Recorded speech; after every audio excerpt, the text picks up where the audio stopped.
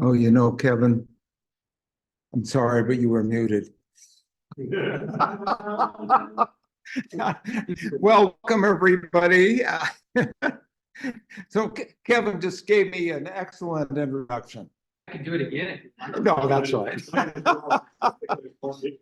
Okay, thank you all. We got a great crowd here tonight. Thank you, everybody, for coming out here on this winter day. And thank you all across the US and around the world for attending this presentation.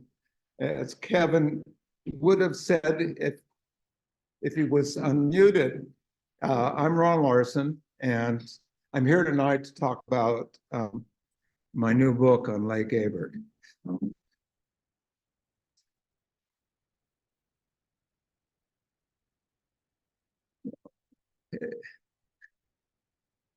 Okay, living in the Klamath Basin, we understand how aquatic ecosystems and biodiversity are impacted when water becomes scarce. A similar crisis of too little water is also impacting the Chihuacan River Basin to our east.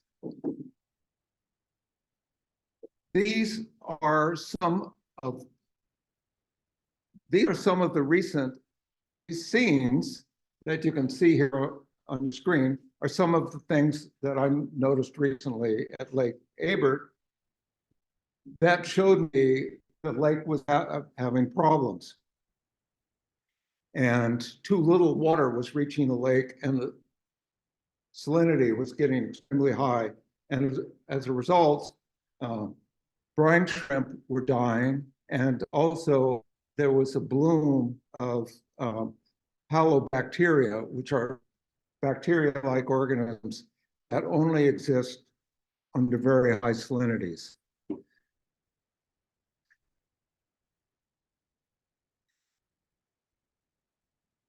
I would like to acknowledge some of the people that helped me and made this book possible. First of all, I would like to acknowledge Keith and Lynn Cruz, who operated a small brine shrimp fishery from Valley Falls for 30 years before the lake basically dried out, and they were no longer able to do that. They generously let me use their cabin, Valley Falls, on quite a few occasions, and that really helped me spend more time at the lake, so I didn't have to drive back and forth to Klamath Falls. Some of the other people that have helped me are Steve Shihai. Steve is here tonight, and Steve accompanied me on many trips to Lake Abert, and Steve is one of the best naturalists I know, and so he really contributed a lot, but especially he shared his knowledge of crustose lichens with me and identified over 70 species of lichens from the Lake Abert area, and I'm going to talk more about that later. The other people on the screen, the gentleman in the brown coat, that's Steve Vandenberg. He was a USGS physical scientist in the 1960s and did studies at Lake Abert. And he really was kind of a mentor to me, and he shared a lot of information that he had learned over the years working at Lake Abert and other lakes throughout the region. And next to Steve is his cousin, Ellen, who drove all the way from Ontario, Oregon, in 2014 when we were trying to measure water levels in the lake. So all of those people were very helpful, and many other people contributed to this effort. Standing on the shoulders of giants. I like this term because all of us have had somebody that has helped us along the way. And especially so when you're trying to write anything dealing with science, because there's already so much information that's been learned. And these are some of the people that I made use of information that they've gathered. And these are just a few of the people. There's a lot more that I describe in the book. But I just wanted to mention a couple of these. Israel Russell, in the upper left, he was a USGS geologist, came to Southern Oregon. He rode horseback all around the southern part of the state and spent quite a bit of time down in south central Oregon around Lake Abert. When he was not doing his field work, he was stationed in Washington, D.C., and actually helped form the National Geographic Society. Just to the right of Russell is Luther Cressman, and a student of his. Luther Cressman was one of the first anthropologists in Oregon, and he developed the anthropology program at the University of Oregon. And he traveled all around collecting information about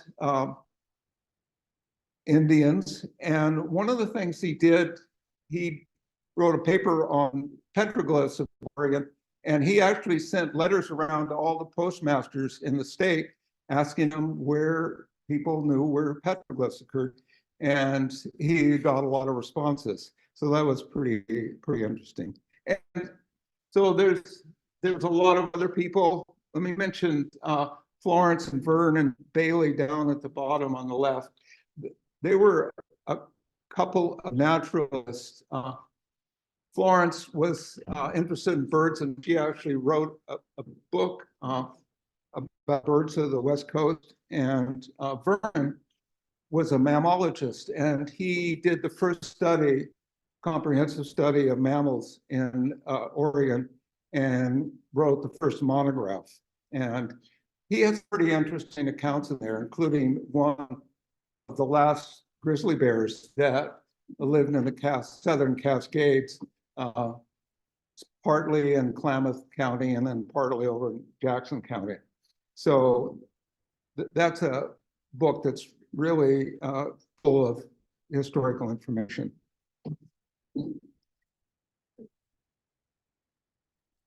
So the Lake Abert ecosystem is located in south central Oregon.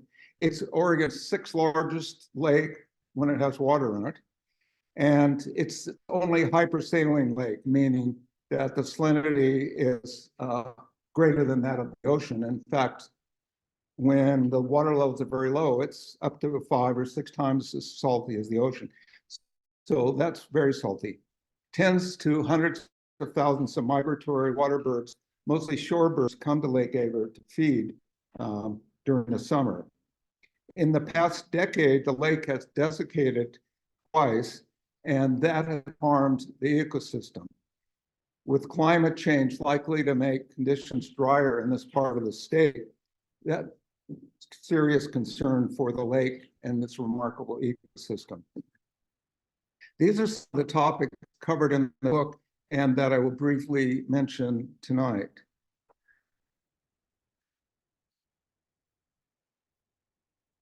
Lake Abert, a rare ecosystem. Although the lake is not rich in species because of the high salinity compared to most freshwater lakes, such as Upper Klamath Lake that we have here in Klamath Basin, it does provide habitat for a diverse group of saltwater adapted species, some of which you can see here on the screen. This biotic community occurs nowhere else in Oregon, is only present in a handful of other places in the West. Thus, it is truly rare. Brine shrimps, ancient crustaceans. Brine shrimp are 1/4-inch long filter feeders that live in tremendous numbers in Lake Abert. They're called brine shrimp, but they're not actually shrimp at all. They are crustaceans, but they're very simple, very old branch of the crustacean line. Brine shrimp produce cysts, which are like eggs, that survive grueling conditions, allowing them to live in Lake Abert and other salt lakes. They have, through experiments, survived temperatures as low as minus 300 degrees Fahrenheit, high levels of ultraviolet light, and long periods of desiccation. And then when they're placed back in salty water, the larval shrimp would hatch. Brine shrimp are a critical food for migratory water birds.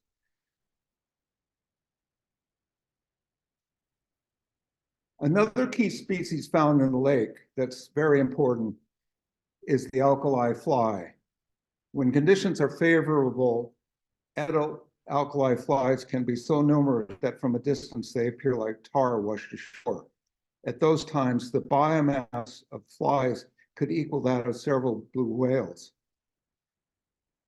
Alkali flies may be the major food for migratory water birds because they are larger than brine shrimp and have more calories. And that's something that hungry shorebirds trying to put on fat in preparation for a lengthy migration can really appreciate. So these pictures show the different stages of the fly. You've got the pupal stage from which the adult hatches from. And the larval fly lives on the lake bed most of the time, and it looks somewhat like a worm. Lake Abert's ecology. Lake Abert, because it's so salty, consists of few species that are adapted to these harsh, salty conditions. The lake is too salty for fish and for most predatory insects. Adapted species such as brine shrimp and alkali flies can be very numerous. And the food web for the lake is pretty simple. It mostly consists of microbes like bacteria, small algae, which are then eaten by shrimp and flies, which are then eaten by water birds. This simple food web and lack of fish and predatory insects means more energy reaches the top of the food web, which is birds. That allows for more birds to be present and to feed on available food.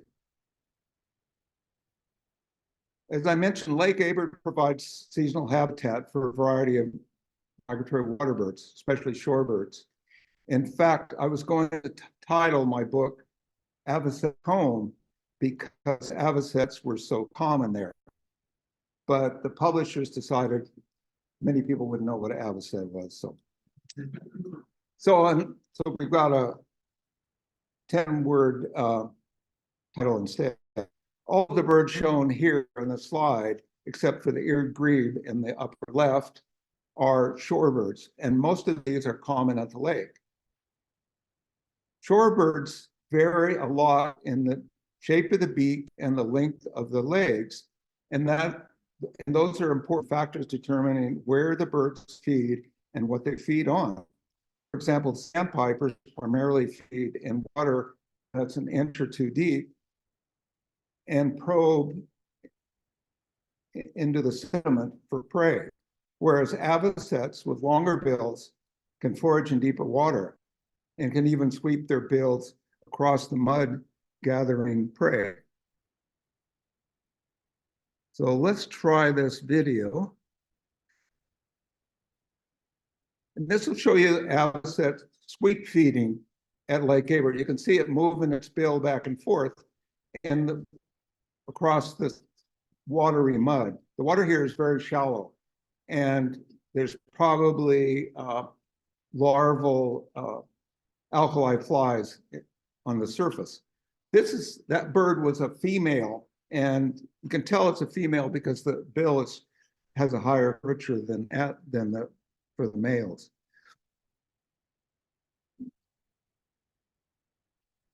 So there it goes again. Let me move on to the next slide. Of the 80 species or so of water birds seen at the lake, Wilson's phalarope, which is a small shorebird, is the most plentiful.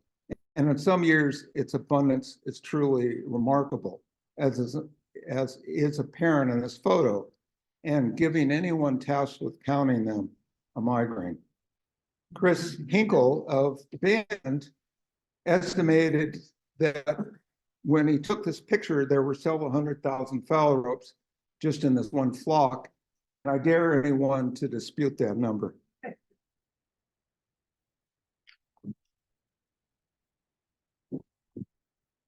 So phalaropes have an unusual swimming method, which consists of the birds swimming in circles, both clockwise and counterclockwise, creating a vortex which brings brine shrimp up to the surface.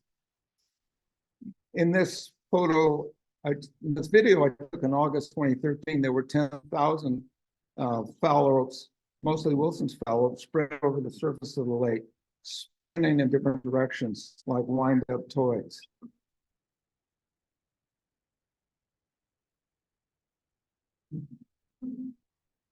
And there was one study that somebody actually tried to determine whether they were left-handed or right-handed phalaropes, and apparently there are birds that tend to do one or the other. And I'd be willing to share this video with anybody who wants to duplicate that study.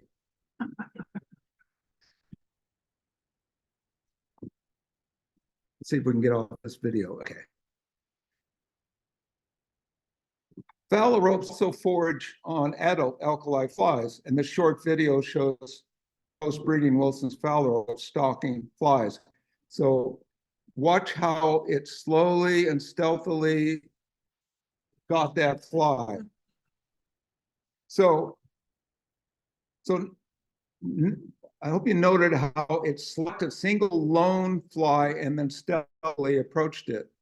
And I think from this, you can see that they have a really well-developed hunting method and are pretty effective, but just think what they could do if they could swallow a whole mass of those flies.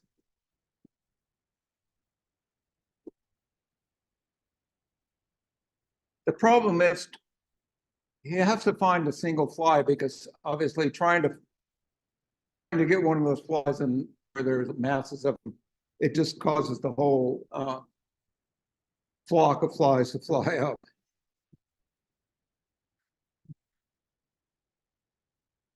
So Wilson's phalaropes also forage by sweeping their bill back and forth, much like avocets. And in this video, you can see them doing that. Although they're much faster than avocets. What I don't know is how do they actually swallow the food? It seems like they just maybe capture it and then somehow they're able to actually ingest it. And you'd probably have to have some really high-speed photography to be able to understand what's going on there. So I want to show one more video of, this is called foot puddling. It's a foraging method used by Wilson's phalaropes and other birds where they use their feet to dislodge prey that are in the water. And, you know, phalaropes must have a gene that causes them to move in circles, because they do that a lot.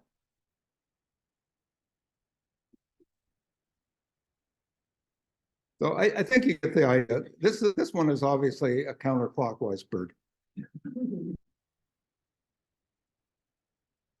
We'll wind him up here. Okay, here's a flock of phalaropes bathing at the springs located along the east side of Lake Abert. Not only do the springs provide a source of water for drinking and bathing, something that's especially important for young water birds that have immature salt glands, but the springs also provide the only water present in the lake during extreme desiccation events that we've seen recently. And you can tell that these birds are really getting into taking a bath. They probably haven't had one for a while, and if you have to live in a salt lake, you get crusted with salt, and so I think the fresh water is pretty welcome. So moving along, There are also upland birds at the lake. And upland birds are actually more numerous than the water birds, and something like 90 species have been identified there. And these are just a few of them that I've shown here.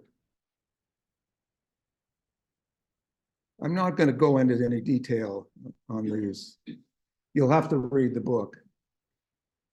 So the abundance of rocks and cliffs associated with Abert Rim provide ideal habitat for these two rock sprites, canyon wren and rock wren. They are highly adapted to their homes among the boulders and rocky cliffs at the lake.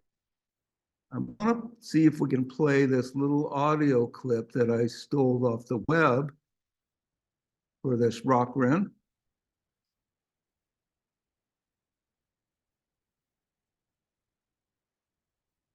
Can you hear that? My hearing's so bad I can't, but anyway, if you didn't hear it, you'll have to go to Lake Abert. And actually, we have both of these birds around here, especially on motive rim, so you don't have to go all the way to Lake Abert.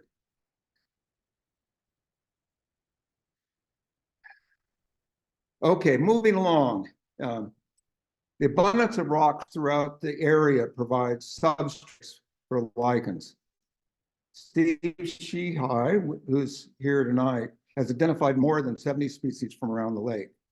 Two of these species are very conspicuous. One of them is the yellow-green colored cobblestone lichen that you see on the right-hand side down near the bottom.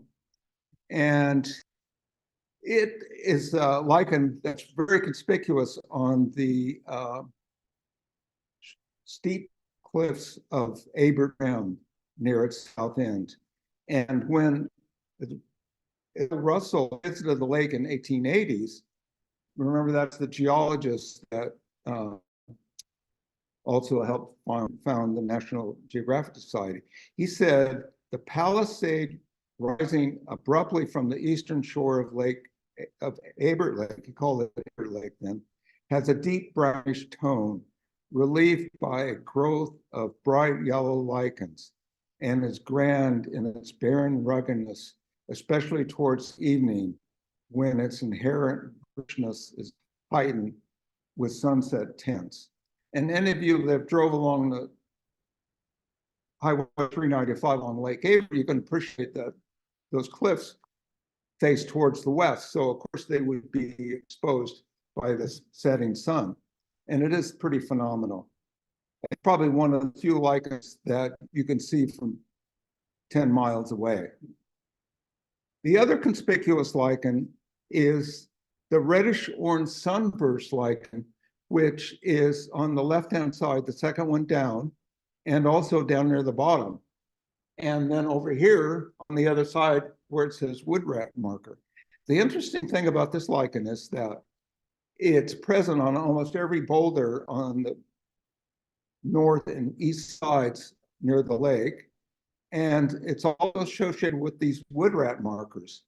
And I've got the picture of, that's the only wood rat, bushy-tailed wood rat that I've ever seen. And that showed up underneath my garbage can at home and for some reason had died. Normally, these are nocturnal animals and they're very difficult to see unless you live in a cabin somewhere in the woods, and then you probably have many of them. Anyway, these wood rats form these limey deposits on rocks, and this lichen is associated with it, probably because there's nitrogen in these deposits because it's part of the urine from the wood rat.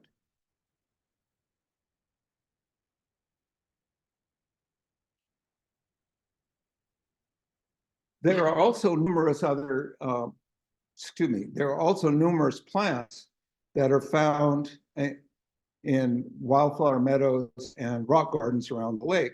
And these are just some of them. There's the mosses, such as the cushion moss, are extremely abundant. And there are a cushion moss on almost on every boulder of any size out there associated with the lichens. And like the lichens, they grow very slowly. As far as I know, there's only a single fern out there called the fragile fern. And then I've showed pictures of some of the various grass species that occur out there. The basin wild rye is, basin wild rye is the largest, and there's squirrel tail and Indian ricegrass are two very common species. And down at the bottom in the left is the crested wheatgrass, which is actually from Europe and has been widely planted in the Great Basins as a forage plant. Moving on to the amphibians and reptiles, a variety of this group occurs near the lake. You might not expect amphibians to be present in this very dry area, but in fact, there's at least two species. There's the Pacific chorus frog and the Great Basin spadefoot toad. And the picture of the chorus frog is actually from the edge of Lake Abert. And because of the freshwater springs, frogs are able to find some habitat there. But when the lake fills up, those habitats are covered up and the frogs have to go somewhere else to breed. The 8-foot toad there on the left, you can see those large, those tadpoles, which are almost the size of ping pong balls.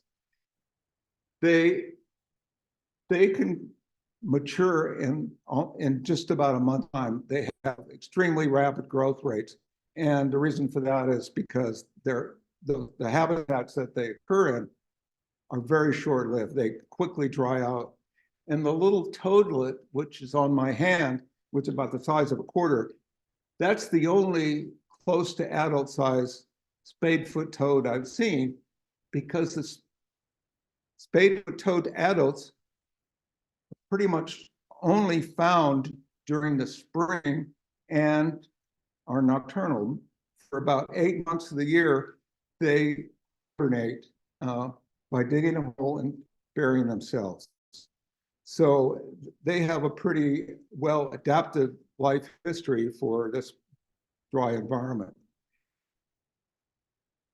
Moving on to the reptiles, the western fence lizard is the most common reptile found probably in this whole area.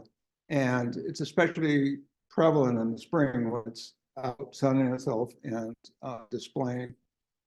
The two horned lizards, the desert horned lizard is fairly large. It's about 5 or 6 inches long. It's really heavily armored, pretty prehistoric looking lizard. And then just below it is the tiny little pygmy short-horned lizard, which is about the size of a $50. And cute little guy. And we actually have those here in Klamath Falls. I saw one down near the airport one time when we were doing plant surveys.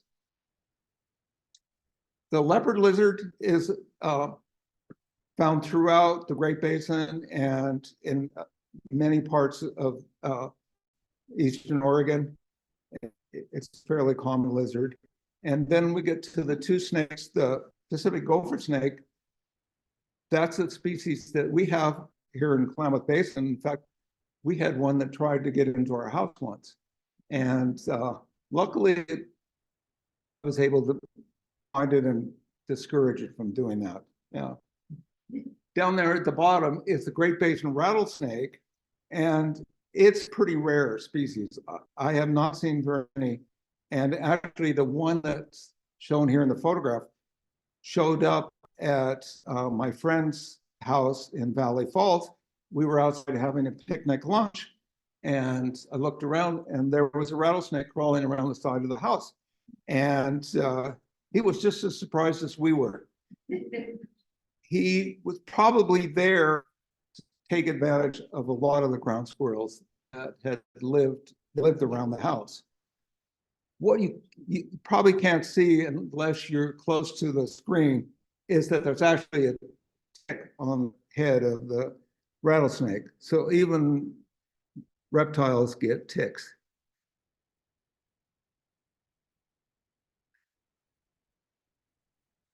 Whoops, went a little too far.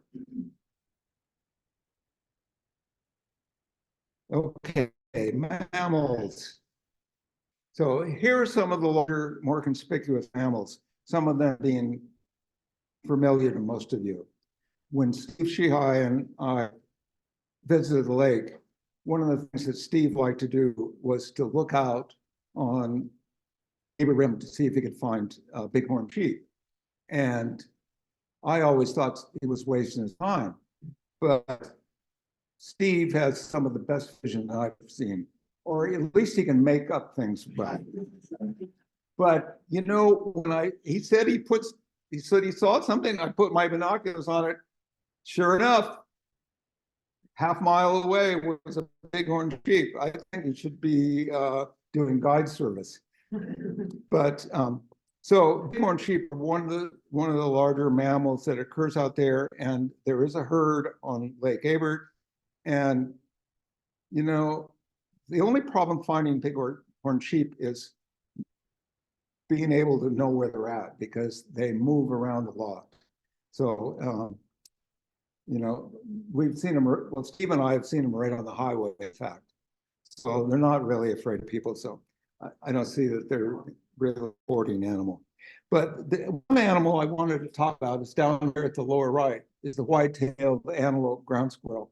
And what's neat about that little guy, he's just the size of a chipmunk. It's our smallest ground squirrel. And it's a group of antelope ground squirrels are primarily found in the desert Southwest, and the white-tailed species is the only one that occurs in Oregon. And what's typical of that is the way it carries its tail right over its back. And of course, that gives it its name. The scientific name for the genus of this squirrel is Ammophilus, and it means lover of sand and seeds. So I think that's a pretty appropriate name for this critter. And you know, I've not shown here all of the small rodents that occur that are primarily nocturnal. And I've already mentioned the bushy-tailed woodrat. So moving on, people were also an important part of the Lake Abert ecosystem. And an archaeologist who studied the cultural sites along the eastern shore of Lake Abert named these people the ancient Chiwakanians. And people were probably fairly abundant along the lake and in the Chiwakan marshes and along the river, because there are hundreds of documented sites, and there's areas on private land that have not been surveyed at all. So from about 3,500 years to about 500 years ago, people lived along the shoreline, at least seasonally, and they left an abundance of pit house depressions where they had sort of little huts made out of probably willows and tules and other plants. They also had rock ring structures, rock art, which you can see some of it here, and kitchen tools, which there's one of them over there, and this pretty rare badger head pouch was even found in a cave in the Chiwakan Basin area. So the investigations of the cultural sites along the lake turned up a lot of bones of a small fish, actually a minnow called the tui chub, which we have here in the Klamath Basin. And there are thousands of bones. And from that, the investigator determined that these fish were probably very important in the diet of these Chihuahuacanians. And in fact, there's a lot of evidence throughout the Great Basin that dried chewy chubs formed an important part of the food of Paiutes and other Indians that live in the region. And if you guys, if you ever go to University of Oregon in Eugene, the museum there has excellent dioramas, including some of these dried chewy chubs, so you can get kind of a sense of what it's like. So what happened to these folks? Why did they disappear after about 500 years ago? Well, we don't really know, but it's very likely that if these people were dependent on tui chubs and other resources from the lake, they probably didn't eat shrimp and flies, although they could have eaten the pupae. So what's likely happened was that climate change back then had made the region much drier, and the lake probably got lower, more salty, and eventually the fish disappeared, and there was no longer a food source. And the people left. So kind of to finish up, I want to talk a little bit about what's next for the Lake Abert ecosystem. I already mentioned that the lake had desiccated twice. And here on this slide, you can see that beginning in around year 2000, the lake has dropped considerably in size. And in 2014 and 2015, and then especially in 21 and 22, the lake size went down to just a couple percent of its surface area, and it got extremely salty. You remember back one of those early slides showing the shrimp die-off and then the halobacteria bloom that was bright red. Those events are indicative of what happens when the lake gets very salty. So when you think about, we've already started seeing these problems, and very likely because of climate change, because you know, there's been a lot of studies now that shown us that the climate is getting warmer, there's less snow. In fact, this year we didn't get any snow until almost, you know, the last couple of days. And it's likely to get worse in the future. So what's going to happen to the lake, and especially to all the birds that are dependent on it? Well, thankfully, a group of environmentalists and ranchers over in the Chihuahuacan Basin have gotten together and are having, I would say, productive discussions about some possible options for getting more water to the Lake Abert. And you think about it, you know, what's happening to the lake, it's also happening to the ranchers that, you know, the grass hay that they produce requires more and more irrigation, and the growing season, it's getting shorter. There's also problems with the water table over there, so that it's going to probably be more difficult to grow alfalfa. So there's a lot of issues related to water, but at least because of these discussions between the ranchers and the environmentalists, I think there's at least some reason to be optimistic. And I'm hoping that we can find a solution to it.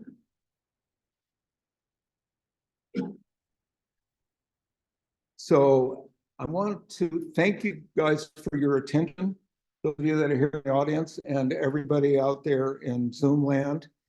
And I guess, let me show one more slide.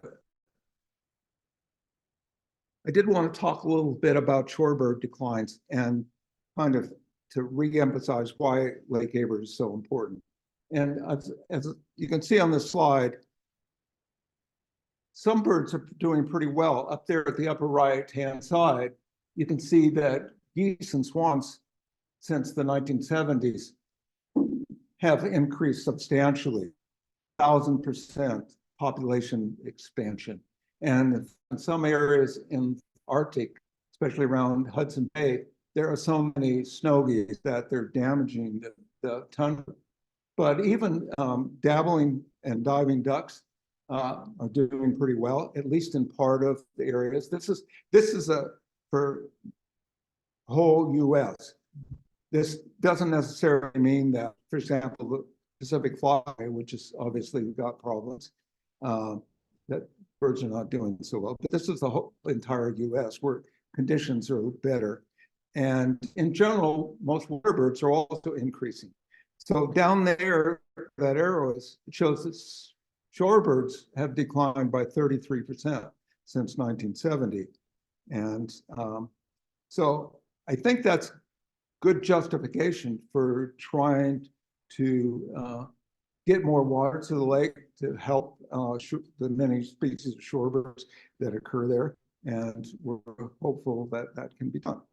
So with that, I'm going to end my presentation and open it up to questions. And maybe could we have the lights? Yeah, I can get the lights. I have a question too, Ron. Your slide showing the water levels dipped almost to zero there. So I'm assuming that crashes, you said it crashes the brine shrimp population.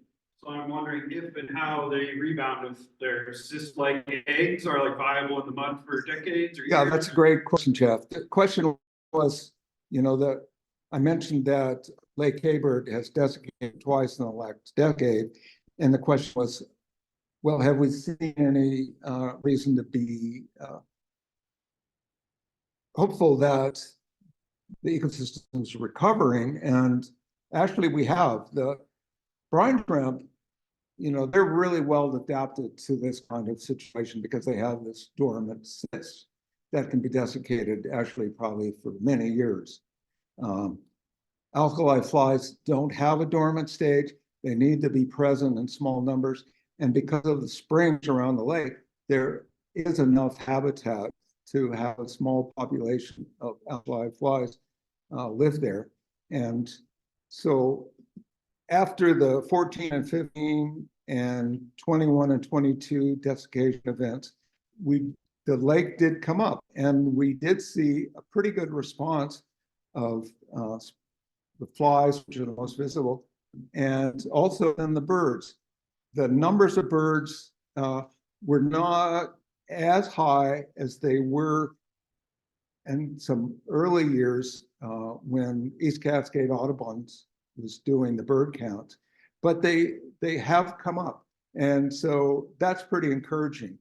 But my concern is that if these desiccation events become more frequent or last for a longer period of time, that's going to make it more difficult for the birds. And because, you know, especially shorebirds have very high energy needs. And the reason they come to the lake is to fatten up before migration. And so they can't be spending a lot of their time looking for food. One of the things that is kind of curious, which was pretty interesting, was that a few years ago, Wilson's phalarope showed up on Tule Lake National Wildlife Refuge. And then I think more showed up this summer. And that indicates that the birds are looking for some habitat. But the problem is that we don't know if the amount of food and the quality of food on Tule Lake Refuge is comparable to what we have at Lake Abert, especially alkali flies. I have looked at the plankton at Tule Lake, and it's mostly very small species of Daphnia, which have to eat a lot of them. I mean, apparently coots do survive on these, and shovelers also eat these Daphnia. So at least it shows the birds are looking for other habitat, and we don't know yet whether that's going to be a good strategy. The only other lakes that can provide kind of habitat that Lake Abert does are Great Salt Lake, which is 400 miles away, and Mono Lake, which is almost the same distance. And so that's a considerable distance. And one of the things we don't know is, will young birds be able to find these other habitats? And so we're still going to have to study this issue and try to find out how the birds are going to respond. But hopefully we won't get, hopefully the birds won't disappear. That's what I'm really concerned about. So, any other questions? Yes. So, other than climate change, is there, as far as water management in the Schuylkill Basin, are there projects that have been done that have had an impact on the lake drying up, such as the rivers in Ranch and Marsh? Yeah, okay. The question was, what kind of water management is there in the Schuylkill Basin that might affect the lake? And yes, there are water rights for more water than exists in the river, and so that system is called over-allocated, and that's not unusual. And when Oregon and the Western states adopted water rights, they weren't very careful about limiting. They figured the more the better. And the way water rights work is that if you're a senior water right user, you have priority. And so the rest of the people have to fight over what's left. And Lake Abert doesn't have any water rights. Fortunately, all the water cannot be taken out of the river just for logistical reasons. I mean, legally they could, but they can't do that. So some water makes it to the lake. But one study that looked at this issue determined that in 2014, the reason the lake desiccated was because of upstream water diversions. So that's why we're working with ranchers to try to see if we can perhaps find a way that more of the water can get down to the lake. No. So I've read enough of your book that you addressed, you're pretty much paraphrasing what some of the information in your book about the water rights and the impacts they've had on water level services. So I would say, gotta get the book if you want to get the full story. And they Campspecs, that's where I bought the book, and I'm finding the book to be very interesting and very well researched, like I said in the introduction. And so I encourage everybody here, or if you're online, to go out and purchase that book. It's an excellent, a very well written book. Thank you very much, Ron. And I'm not trying to cut off any more questions, but on behalf of Klamath Basin Audubon, I have a apple butter jam for you. And Oh, thank you, Kevin. thank you very much for coming. You're welcome. I appreciate Okay. all the effort you done. Hey, that's just in time because I'm getting a low battery warning. Okay. So thank you, everybody online. Appreciate you hanging in there, and come visit us in Oregon if you can. We'll take you to the lake. Go ahead. Bye. Kevin, a couple of gift certificates. I know I missed some folks coming in.